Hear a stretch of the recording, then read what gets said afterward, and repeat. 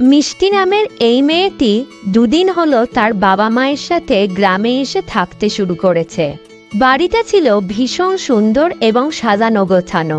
মিষ্টি এই বাড়িতে আসার পর তার নিজের ঘর থেকে দূরে একটা বাড়ি দেখতে পেয়েছিল।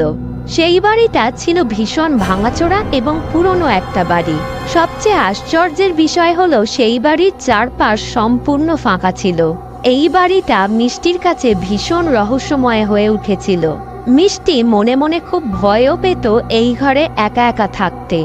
তাই সে তার মায়ের কাছে গিয়ে বলে, মা মা, আমি ওই ঘরে থাকবো না, তুমি অন্য কোনো ঘর দাও আমাকে।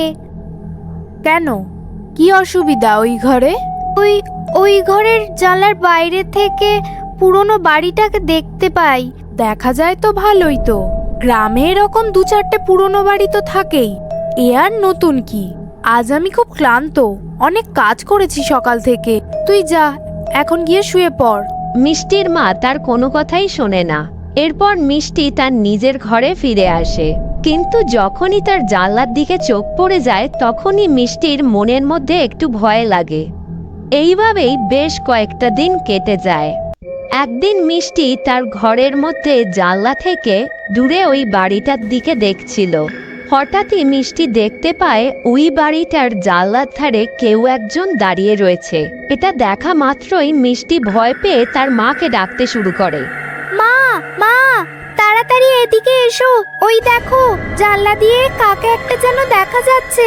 মিষ্টির গলার আওয়াজ শুনে তখনই তার মা দৌড়ে ঘরে আসে। মা দেখো, ওখানে কি দাঁড়িয়ে আছে? কই, এখানে তো কাউকেই দাঁড়িয়ে থাকতে দেখছি না। মিষ্টির মা যখন ওই বাড়িটার দিকে দেখে তখন কাউকেই দেখতে পায় না। তার মনে হয় মিষ্টি হয়তো কোনো ভুল কিছু দেখেছে। কোথাও তো কিছুই নেই মিষ্টি, বারবার ডেকে কেন বিরক্ত করিস? কত কাজ থাকে বলতো।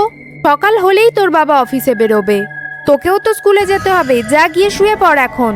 মিষ্টিও এটাকে নিজের মনের ভুল ভেবে ঘুমানোর চেষ্টা করে, কিন্তু মিষ্টি ঘুমাতে পারে না। সে উঠে বসে। তখনই মিষ্টি আবারও দেখতে পায় সেই বাড়িটার জানলার ধারে কেউ একজন দাঁড়িয়ে রয়েছে। মিষ্টি এবারও নিজের চোখে বিশ্বাস করতে পারছিল না, তাই সে বারবার করে নিজের চোখ ডলতে শুরু করে। কিন্তু সত্যি ওখানে কেউ একজন দাঁড়িয়েছিল। মিষ্টি তখন সঙ্গে সঙ্গে তার মাকে আবারও নিচের থেকে ডেকে আনে। মিষ্টির মা যখন আবার জানলা থেকে বাইরের দিকে তাকায় তখনও সেই ঘরের জানলায় কাউকেই দেখতে পায় না।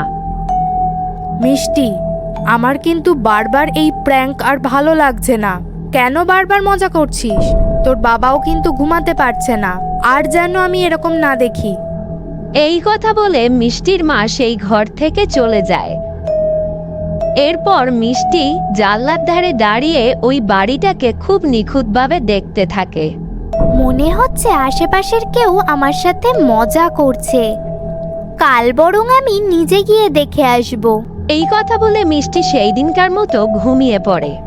এর ঠিক পরদিন মিষ্টি হাতে টর্চ নিয়ে ওই ভাঙা বাড়িটার দিকে যায়। মিষ্টি যখন ওই বাড়ির মধ্যে গিয়ে প্রবেশ করে তখন সে চারদিকে শুধু অন্ধকারই দেখে। টর্চের আলোর সাহায্যে মিষ্টি তখন ওই জানলার কাছে গিয়ে দাঁড়ায়।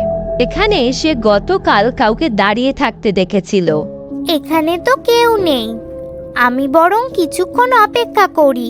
আমায় যে রোজ ভয় দেখায় সে যদি এখানে আসে। মিষ্টি বেশ অনেকক্ষণ পর্যন্ত সেখানে দাঁড়িয়ে অপেক্ষা করে, কিন্তু সেখানে কাউকেই দেখতে পায় না।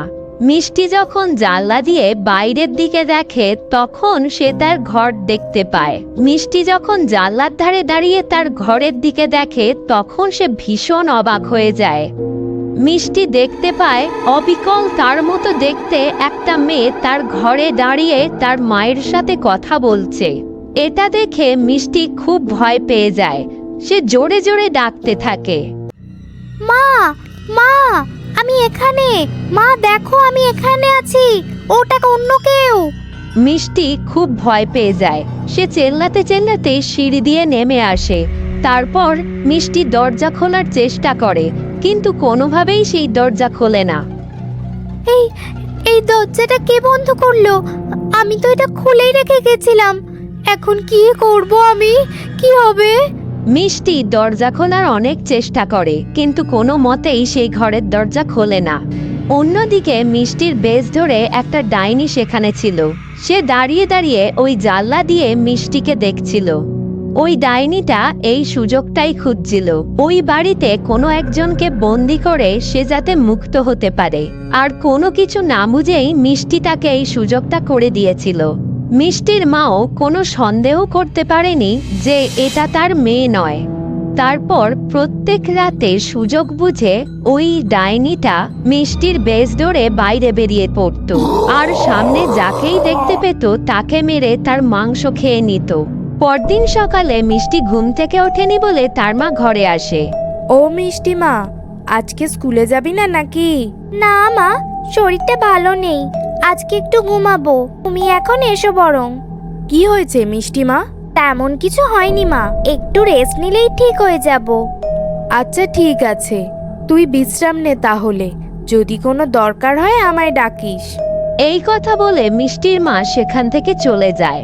এরপর রাত হলেই ওই ডাইনিটা আবার তার শিকারে বেরিয়ে পড়ে। অন্যদিকে মিষ্টির মা তখনও জেগেছিল। না, অনেক রাত হয়ে গেল, মিষ্টি এখনো নিচে খাবার খেতে নামলো না তো। একবার ওকে গিয়ে বরং দেখে আসি ওপরে। এই কথা বলে মিষ্টির মা ওপরে মিষ্টির ঘরে যায়, কিন্তু মিষ্টির মা সেখানে গিয়ে তাকে কোথাও দেখতে পায় না। ঘরের চারপাশ খুব ভালো করে দেখার পর হঠাৎ মিষ্টির মায়ের চোখ যায় দূরে ওই বাড়িটার দিকে।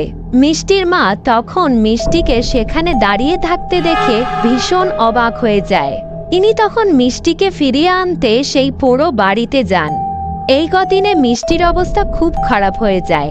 মিষ্টি তার মাকে দেখতে পেয়ে খুব খুশি হয় আর তার মাকে সমস্ত কথা খুলে বলে।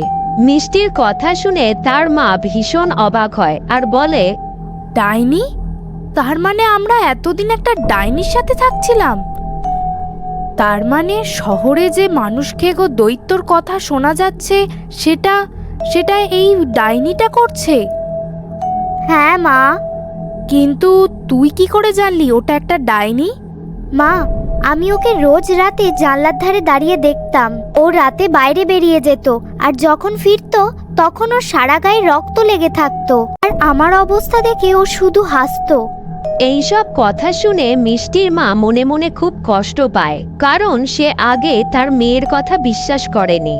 মিষ্টির মা ভাবতে থাকে কিভাবে তার মেয়েকে আর তার পুরো পরিবারকে সে ওই ডাইনির হাত থেকে রক্ষা করবে। বেশ অনেকক্ষণ ভাবার পর মিষ্টির মা এক বুদ্ধি বের করে। আমার কথা মন দিয়ে শোন, তুই এখন এখানেই থাক, আমি ওই ডাইনির ব্যবস্থা করব। কিন্তু মা, তুমি একা কি করবে? আমি আমার মেয়েকে বাঁচানোর জন্য সব কিছু করতে পারি। এই কথা বলে তখন মিষ্টির মা বাড়িতে ফিরে যায়।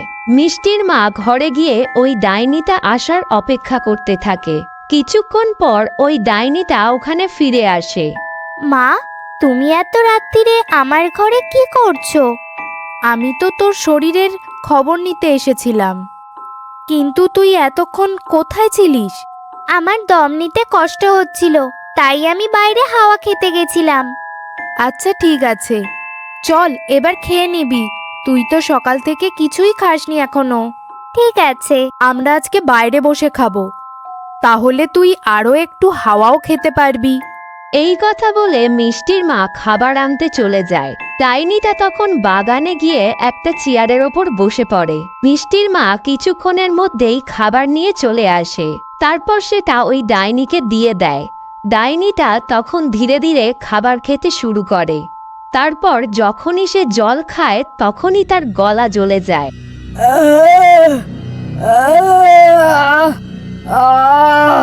এই খাবারে কি ছিল? গঙ্গা জল। আচ্ছা, তাহলে তুই আমার ব্যাপারে জেনেই গেছিস। এখন তোকে আমি ছাড়বো না কিছুতেই। এই কথা বলে ওই ডাইনিটা মিষ্টির মায়ের দিকে এগিয়ে আসে। ঠিক তখনই মিষ্টির মা ওই ডাইনির গায়ে পেট্রোল ছিটিয়ে দেয়। ডাইনি তখন নিজের রূপে ফিরে আসে, কিন্তু তার আগেই মিষ্টির মা ওই ডাইনির গায়ে আগুন লাগিয়ে দেয়।